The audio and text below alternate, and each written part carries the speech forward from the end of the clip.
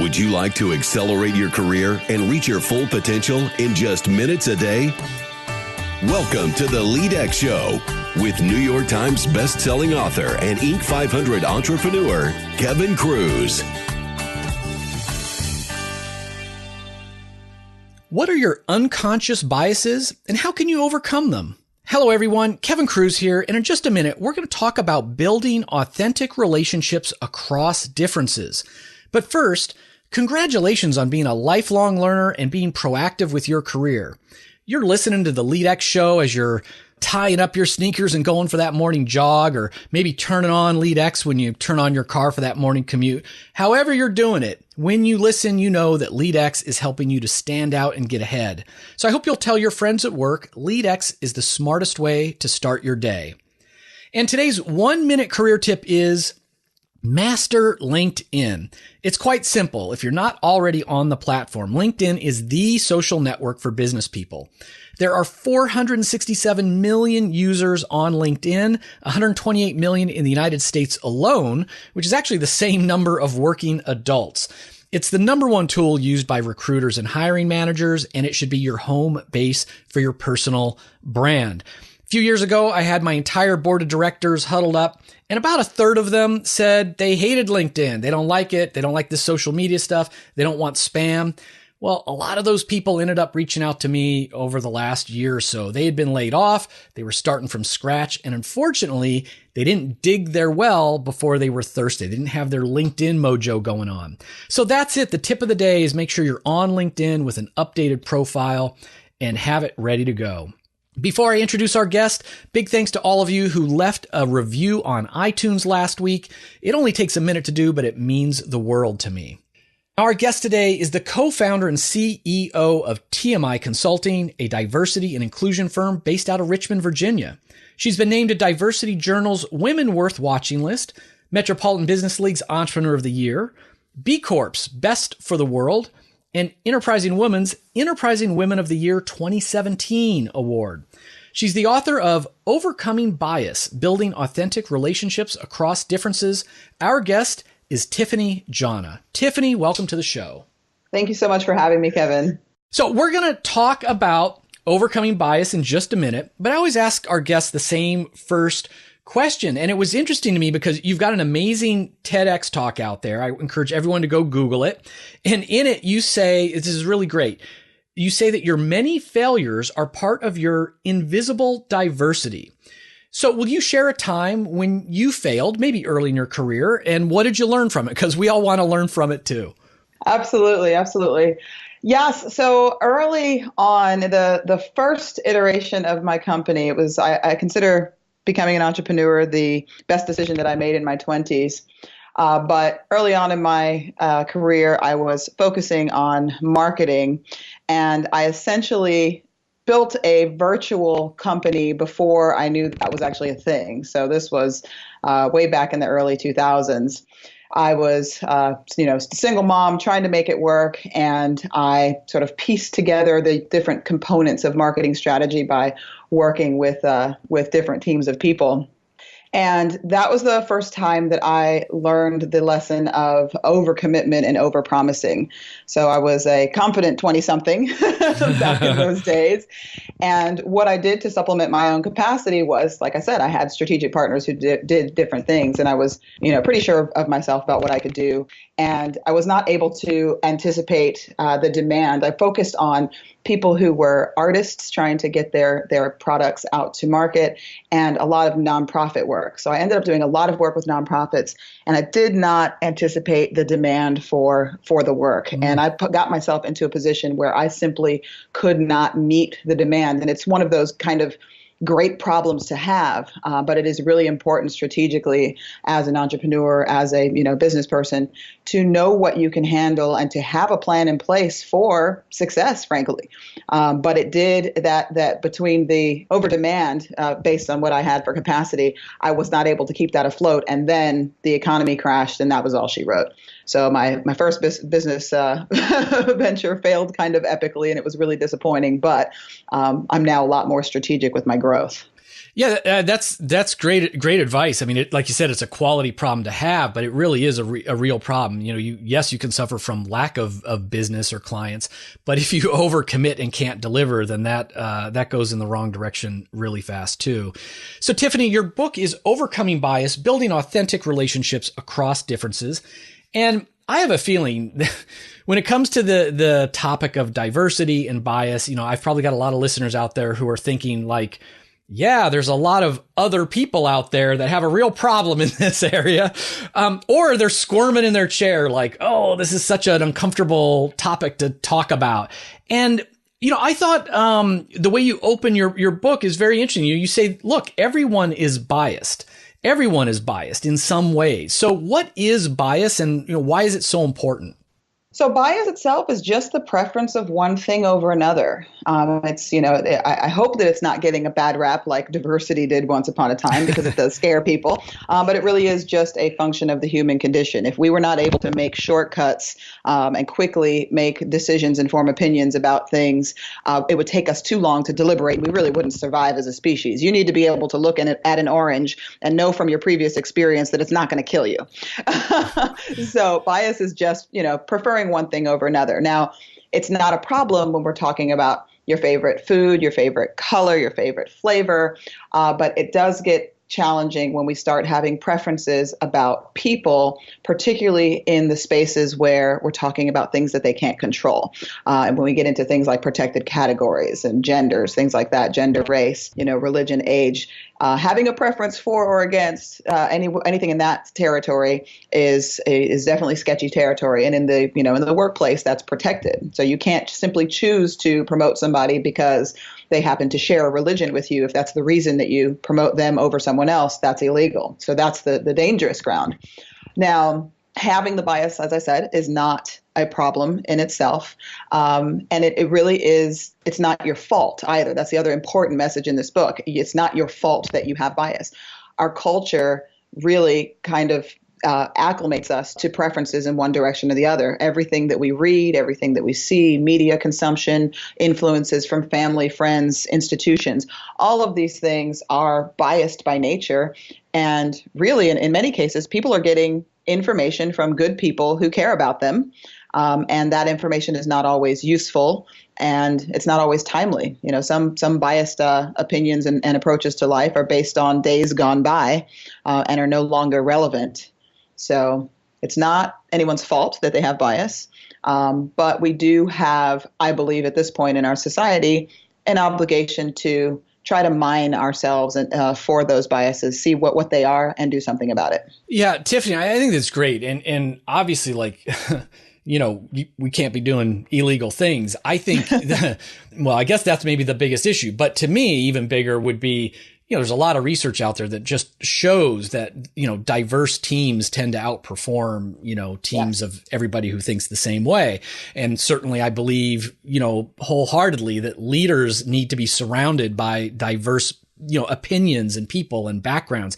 And it's in anything. I mean, like I said, whether it's race or age, I mean, so many people are bashing, millennials these days. I just turned 50, and it's like, I want millennials around so that I can have a clue about what's going on and what's coming next and how to reach that, target population. And so I think people are just really kind of shooting themselves in the foot if they are not understanding that they do have some biases. And as you said, to try to uncover them and explore them so they're not hurting us or holding us back. And in fact, your book has 10 different activities that are designed to do that, to uncover and explore our biases.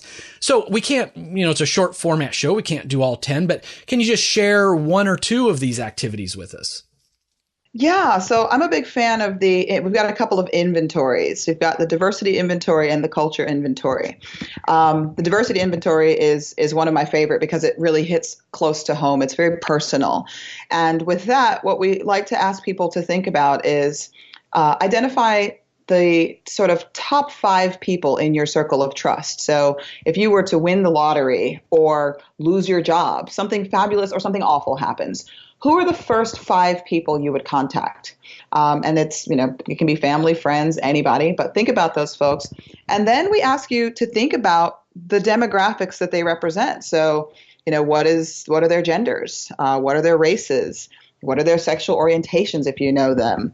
What are their, religious preferences if they have them? And then think about how similar or how different those people are from you. And it's an exercise, the kind of exercise that most of us don't take the time to do. Our circle of trust is our circle of trust. Our friends are who our friends are. And in many cases, that circle of trust includes mostly family. And whether you're choosing family or friends, what people often find is that there are a lot of similarities between those people. Some of those are demographic similarities. Some of them are, approaches to life, worldview. And some of them are things like, like race and things like that. For instance, if they are people in your family, they tend to be a lot like us in many ways physically. And then one thing that we find is that people often say that the people who are in their circle of the trust are people who they've had experiences over time with. So they're people who, if they tell them something dramatic, it's not going to break the relationship because the relationship has been tested over time. Yeah, that's interesting. I hadn't even, other than saying, who would you call if you need to get bailed out of jail? How would you define the people who are closest to you? And you're right. It's the people who you've, over time, you've revealed a lot to them and they've revealed a lot to you. Not always our best moments, right? And exactly. Yet it makes it safe to continue to do that. So that's interesting. I'm taking notes because I'm going to have to come back to this, but if it's only 5, I'm suddenly looking very white, old, and male, which doesn't make me feel very good. So I'm like, can I call 10 people? Can I put 10 people on this list? And you don't have to feel bad. Like that happens. Like attracts like. We are comforted by that which is familiar. I mean, even when you think about something as simple as, our standards of beauty, people say, is the sum total of sort of the average of all the faces we've ever seen. Well, if you're surrounded by people who look like you're going to find people who look like you attractive. Right. And again, it's just the way the brain is hardwired. So we, don't guilt yourself. But if it's something that, if you feel that diversity would add value and, no pun intended, color to your life, then when you have the opportunity to build experiences over time with people, maybe you want to broaden your horizons a little bit. Yeah. And Tiffany, I like what, you're saying, like, don't guilt yourself and realize that everybody has biases in different things. It's a preference. You certainly are making it safe to explore the topic. And this is true. So, one of the things you have in your book is you give the link to the implicit association test, which is hosted at Harvard University. And I'll have to put the web link in the show notes because it's kind of a complicated one. But basically, this is an online test that you can take that then gives you a result of what your biases are. And there's a black-white preference and there's other ones. I went and took it, Tiffany, and the only one that they had up on that day, I don't know why, was the black-white. And the interesting thing is about the kind of the emotions or the guilt. As I'm taking this test, I'm hearing this dialogue and I'm thinking, if I come back and this tells me that I'm biased, this is going to be a really awkward conversation. I'm going to be telling Tiffany that I took the test and I'm biased, against mixed race couples or whatever it is. But then I also said, if it tells me I'm not biased, they're going to think I'm lying. So I'm like, I hope it does tell me that I'm biased. It'd be interesting to explore that. And then it turns out that it said that I did not have a preference. That, their language is like, you don't have a preference. And there's like 17% that don't have a preference. And then I'm like, God, I want to take a different one because I'm sure I've got to reveal a bias against, I know I've got prejudices, so I need to reveal them. But there's all this chatter going on in my mind, even as I'm trying to explore it. That's really fascinating. So it is pretty, like 17%. It's pretty rare to find somebody on that one that has little to no preference in either direction. And I'm very curious about them only having one up that day because typically there are many, many, many that you can choose from. So you should definitely log in again because they typically have a dozen or so up, and they rotate them all the time. Okay, so good, you can get skin color, you can get religion, weight, sexual orientation, all kinds of things. It's pretty fascinating. Yeah, no, that is fascinating. And the other thing, not to go off too much on a tangent on this, but as I was thinking about this and reading your book, I've got an interesting situation in that I have a home in Bucks County, Pennsylvania, which is north of Philadelphia. And then I've got a condo, a home in Center City, Philadelphia. And in reading your book and thinking about these issues, it's like two different worlds, Tiffany. Like I think about, there's such a lack of diversity here in Bucks County. And I think about, okay, who would be the 5 people I'm closest to when I'm in Bucks County? And that looks one way. And then I think about who do I see and my neighbors and who do I work with and who would be my top 5 when I'm in Center City, Philadelphia. And it's a completely different story. And this is only 20 miles apart. And it's really crazy how just a little shift in geography completely changes who we're exposed to, what we're exposed to. And I have to think that that's a lot of what goes into this, right? Absolutely. And what that phenomenon that you're experiencing is the case all over the United States. So it's a little disconcerting when people kind of pigeonhole Southerners as having, race issues or racism being a Southern issue. The very layout of our American cities is the result of, systematic racism. Once upon a time, the city centers were populated with people of, all demographics. And, a lot of white people lived downtown too and lived in the city. And then, when desegregation happened, and the sort of post-civil rights movement, white flight was a thing. And most people are somewhat familiar with that. Right. But as Black people began to get more access, white people decided to move further and further into the sort of outskirts of the city, hence creating the suburbs. But when we think about our exposure to people, and that's actually when you look at the diversity inventory, that's what we're looking at. When you look at your access to people, we are actually more segregated now than we were in the height of segregation. Sunday morning is the most segregated hour of of the week. We tend to worship with people who look like us. Our schools are incredibly segregated. Right. Our neighborhoods and communities are still incredibly segregated. So we're not getting the kinds of opportunities that we need to really, build those relationships across differences. When I was working on my dissertation, I actually came across this theory called contact theory, Gordon Allport, back in 1954. 1954 in the States, we weren't really trying to get over our bias. Right. So it's not a wonder that people don't know about the study. Your company wouldn't have done very well back then. Not so much. Not so much. But yeah, he was able to show that interpersonal prejudice, one, comes from a lack of exposure and a lack of understanding about different people, and that prejudice and bias could be reduced through the exposure to different people over time with some specific conditions in place. And he kind of lists those 4 conditions out. But our biases are surmountable. They do come from either lived experience or, information that's been caught on our hard drive over time. And it's time for us to really take that inventory and figure out what's on the hard drive and clean that bad boy out. Yeah, no, that's a great way to put it. You also write about in one chapter in particular about privilege. And again, I think even when I just say the word privilege, there's probably a lot of listeners that are going to automatically assume I'm talking about white privilege, and maybe people are starting to squirm a little as I bring up privilege. But you write, privilege simply means an advantage available to one group that isn't available to everyone, and that there isn't just white privilege. So tell me more about that. Yeah, so this was actually the topic of my TED Talk, the power of privilege. Privilege is, for some folks, when that conversation happens, people do get really nervous.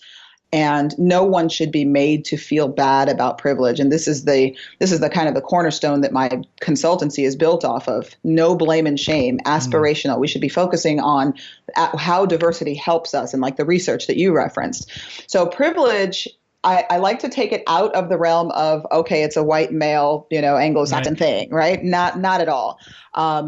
For instance, I just defended my dissertation. I am now Dr. Tiffany Jana. Congratulations on that. Thank you. Such a long time coming. Goodness gracious. I'm so glad to be done. But what that affords me is a level of privilege in society that many people don't have and won't ever have. I am an African-American woman with an invisible disability.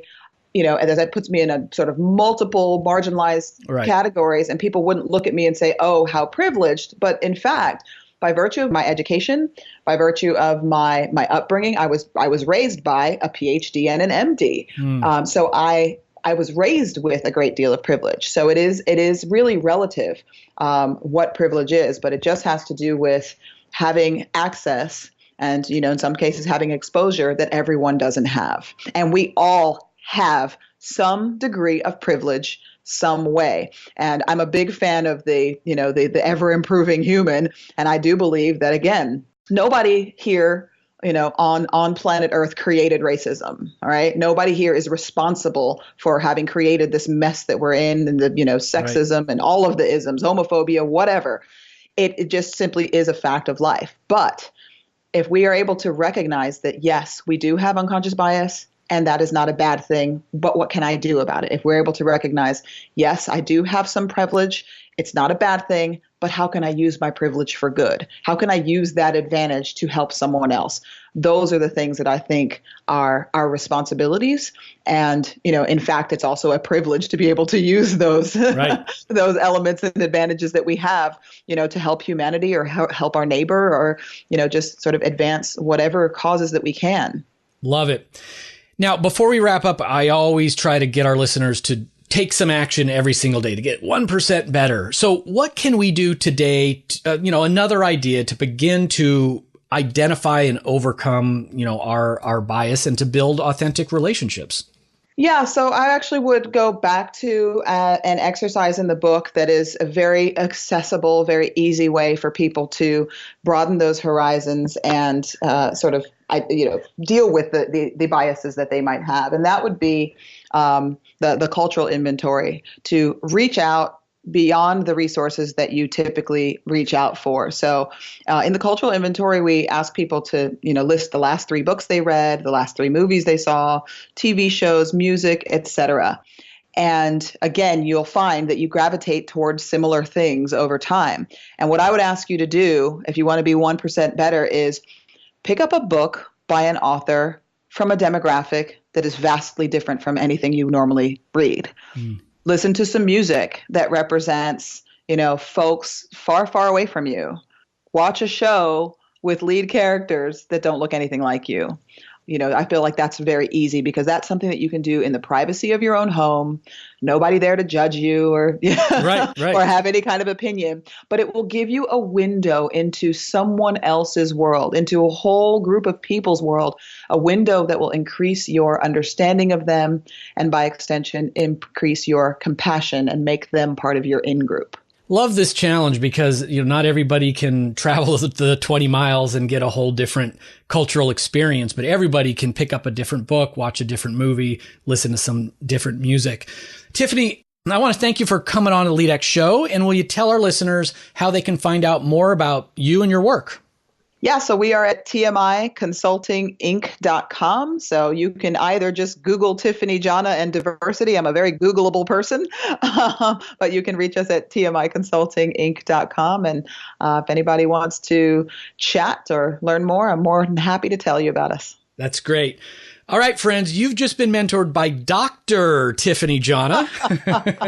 Don't forget, you can get links and notes from this interview over at LEADx.org. You can get Tiffany's book from Amazon.com or your favorite bookstore. And while that's it for this episode, friends, don't forget to download the free ebook, Richard Branson's 7 Secrets to Leadership, at LEADx.org/Branson. And until next time, remember, leadership is not a choice, because leadership isn't about authority, it's about influence. You influence people with both your words and your silence, your actions and inaction. We are all leaders. Don't be a bystander. Lead with intent.